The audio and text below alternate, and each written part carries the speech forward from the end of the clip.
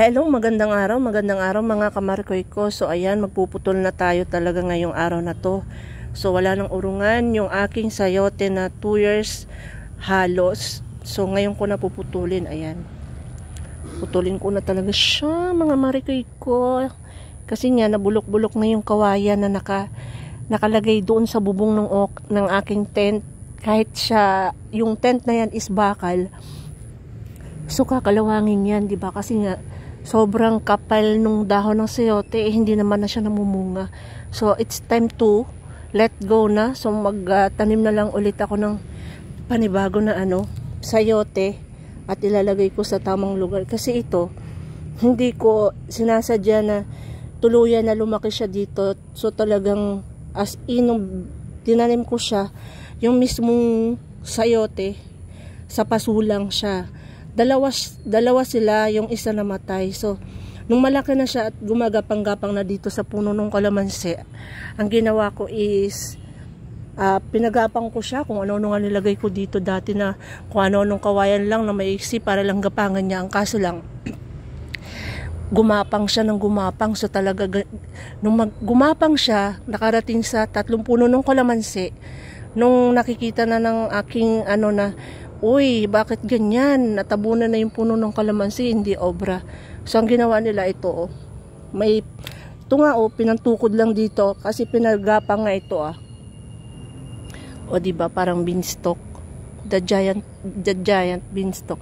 Ito, pinagsilbing, gapangan nito. So, pinalipat dun sa tent. Nung bagong gawa yung tent talaga, kaya ako nilagyan ng mga kawayan para nga kako yung sayote na yan is gumapang dun. So, gumapang talaga as in, namunga ng halos 6 months. Nag-unli harvest kami ng mga anak ko, mga kumarikoy ko, mga friendship ko. Ani kami dyan, unli. So, araw-araw o every 2 days, nag-aani kami. Isang palangga ng puno. Malalaki siya. So, ayun. So ngayon, hindi na siya namumunga. Wala na. So, wala na ibig sabihin. So, putulin ko na. Putulin ko na talaga siya. Let go ko na raw. Kasi nga, para pagka nag-dry na yung dahon, pag dry na siya, madali na siyang hilain dun sa ibabaw. Kasi nga, meron ako nakaabang na pagagapangin dyan. Yung mulberry ko, na fruits, yung berries, ganyan. Ayun ang ipapalit ko para gumapang dyan. Oh, putol na mga marikoy ko. Goodbye sayote. O, diba? Napakanabangan naman kita. So, salamat sa pagbibigay mo ng maraming bunga. So, need ko na lang ulit magtanim. O, diba, ganun lang naman. Kung gusto mo ulit na makaani ng maraming edi magtanim ka lang ulit, diba? Ganun lang kasimple. Tsaka kasi nandito siya sa puno ng kalamansi. So, nagagawan sila ng vitamina. O, diba? So, let go na natin. Goodbye na talaga. O, ayan. O, pinutol ko na talaga siya mga marikoy ko. O, ayan. O, ayun o. So, unti-unti na lang magdadaray yan. Maybe 2-3 days. Daray na talaga yan kasi mainit na ulit. So, ayan. Ito. Galing yan dyan. Pinagapang ko yan. Umakyat doon. At bumababa. So, para siyang lantern, diba?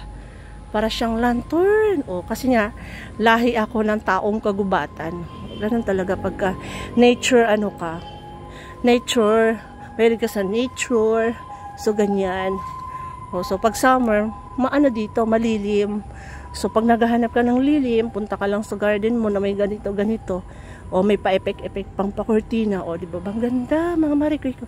So, ito yung ipapalit ko, pagagapangin ko. Either dun sa kabila, meron din ako dun gapangan na tatanggalin ko rin, siya, patola, pero hindi siya namumunga ng marami, parang pa isa-isa, para tatanggalin ko.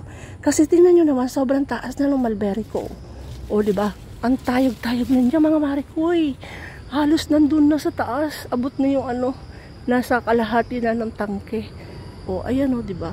So, yun lang mga marikoy ko. Thanks for watching and bye-bye.